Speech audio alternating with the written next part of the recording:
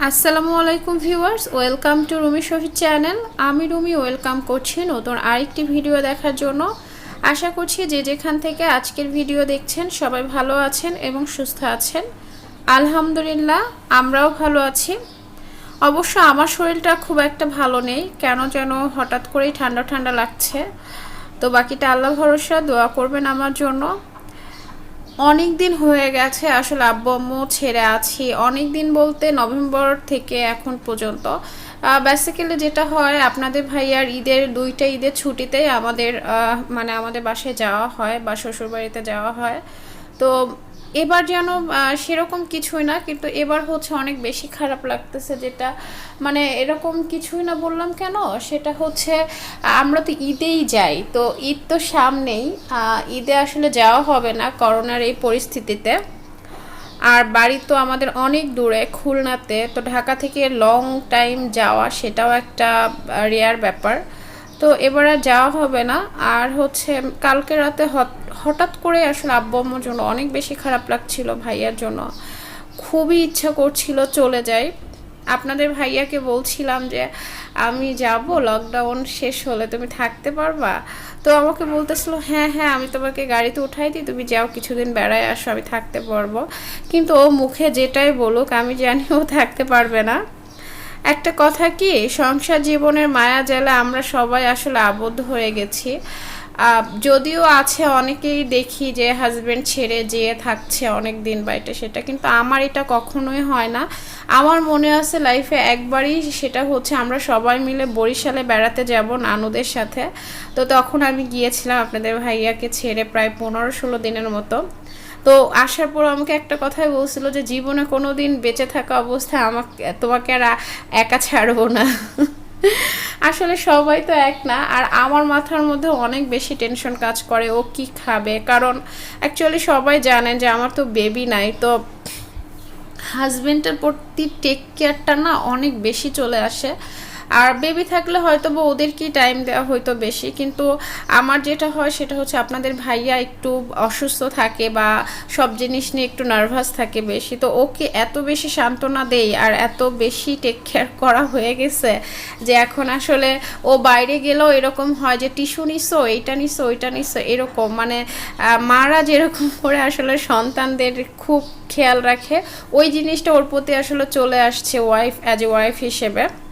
আর ও actually একা থাকতেই পারে না, একদিন দুই দিন যদিও এরকমও হয় যে আমার বাবার বাড়ি আর আমার শ্বশুর বাড়ি হচ্ছে পাশাপাশি। তো দেখা গেল আম্মু বলে যে তুমি থাকো 2 দিন, ও ওদের বাসায়, যেহেতু আমি আমার বাবার বাড়ির দিক থেকে একটাই মেয়ে, আমার হাজব্যান্ডও তার বাবা মার একটাই ছেলে, তো দুই বাড়িতে এরকম একটা কম্পিটিশনই চলে যে আসলে কে কতদিন থাকবে। যদিও শ্বশুর বাড়ি বেশি টাইম দেওয়া হয়, আব্বু আম্মুর বাসায় আসা যাওয়াটা হয় আর কি, ওইভাবে থাকা হয় না।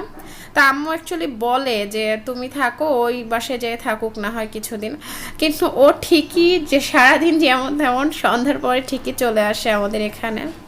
তো এই জিনিসগুলো দুইজনে, আর যতই বাবা মা আসলে বলুক বা আমার শ্বশুর শাশুড়ি বলুক যে সে ও ওদের বাসায় থাকবে, আমি আমাদের বাসায় থাকবো, কিন্তু আমাদের দুইজনের মনের দিক থেকে তো এটা আসলে হয় না, মানতে পারি না। এইটাই বাবা মার সুখের কথা চিন্তা করলে একবার মনে হয় যে আচ্ছা ঠিক আছে, এবার আমাদের বাড়িতে আমি বেড়াবো, তোমাদের বাড়িতে তুমি বেড়াবা, কিন্তু আবার দুইজনের মনের দিক থেকে না ওই স্যাটিসফাইডটা আসলে পাই না, বা ওরকম কোনো ভালো লাগাই কাজ করে না যে আলাদা থাকবো বা এটা সেটা। আর বছরে একটা দিন ঈদের সময় যে, তো একটু পার্সোনাল কথাই আসলে শেয়ার করা হয়ে গেল।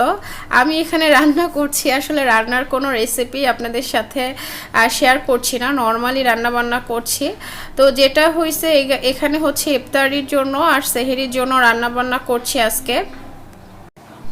আর আমার মতো মনে হয় হাজার হাজার আপুরা আছে যাদের এই প্রবলেমগুলো হয়, একটা সময় না মন ছুটে যায় যে মনে হয় এখনই চলে যায়, আম্মুর কাছে চলে যায়, আম্মুর হাতে রান্না খাই, বা একটু আম্মুর সাথে টাইম পাস করি। এই যে বিষয়টা, অ্যাকচুয়ালি আমার তো কোনো বোন নাই, আমার ছোট একটা ভাইয়ে আছে। তো আমাদের যেটা হয়, এই জিনিসগুলো খুব বেশি চলে আসে আসলে। আর এই তো কথাবার্তা অনেক কিছু শেয়ার করলাম, এখন এখানে হচ্ছে পুরি বানাচ্ছে। আর আপনাদের ভাইয়াকে বলছে আজকে একটু ক্যামেরাটা ধরতে, তো ক্যামেরা ধরতে যে যা করছে সেটা তো আর নাই শেয়ার করলাম। যাই হোক, হবে আসলে ফার্স্ট টাইম তো। তো পুরি দিয়ে আসলে ইফতারি করব, অনেক পুরি খেতে ইচ্ছা করছিল কিন্তু অনেক অল্প পরিমাণে বানাইছি, মাত্র 4 পিস, তাও আলু পুরি। তো প্রথমটা একটু মোটা হয়ে গেছিলো, আপনাদের ভাইয়া বলতেছে তেলই গরম হয় না যার জন্য ফোলে নাই। তো সেকেন্ডটা আসলে অনেক সুন্দর হয়েছে। আর তারপরে যে কয়টা বানাইছি ভালোই হয়েছিল, ফুলে একদম গোলুমোলু হয়ে গেছিলো। তো অ্যাকচুয়ালি রোজার মধ্যে তো ভিডিও সবারই খুব ডিস্টার্বিং হয়ে যায় শেয়ার করতে। তো কি করার, আর যেহেতু ওয়াইটিতে কাজ করছি কন্টিনিউ, আপনাদের সাথে তো ভিডিও শেয়ার করতে হবে, এটা ওয়াইটিরই একটা রুলস। তো আশা করছি ভিডিও আপনাদের কাছে মোটামুটি ভালো লাগে। যদি ভালো লাগে তাহলে প্লিজ সবাই আমার চ্যানেলটি ভিজিট করবেন, আর ভিডিও ভালো লাগলে লাইক দিয়ে দেখা শুরু করবেন। আজকের মতো ভিডিও এ পর্যন্তই। সবাই ভালো থাকবেন, সুস্থ থাকবেন। আল্লাহ হাফেজ, আসসালামু আলাইকুম।